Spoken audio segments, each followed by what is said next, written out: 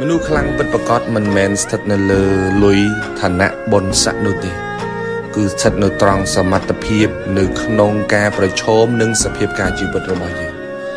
គ្មាននរណាម្នាក់ស្គាល់ពីសភាពការជីវិតរបស់យើងច្បាស់ជាងយើងខ្លួនឯងទេ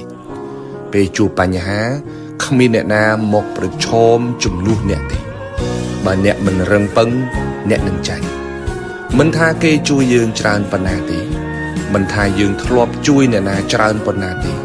ត្រូវចាំថាបើសិនជាយើងមិនរឹងមាំគ្រប់គ្រាន់ទេយើងពិបាកគេចផុតពីបញ្ហានៅក្នុងជីវិតរបស់យើងមែនទេទោះក្នុងកលៈទេសៈណាក៏ដោយខ្លួនឯងត្រូវតែរឹងមាំ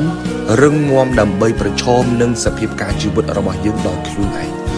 បញ្ហាកំពុងតែសាកល្បងសមត្ថភាពយើងរៀងរាល់ថ្ងៃតើយើងរឹងមាំខ្លាំងប៉ុណ្ណាទោះដល់ជំហានចុងក្រោយក៏ដោយសូមកុំបោះបង់ចោលក្តីសង្ឃឹមរបស់ខ្លួនឯងសោះ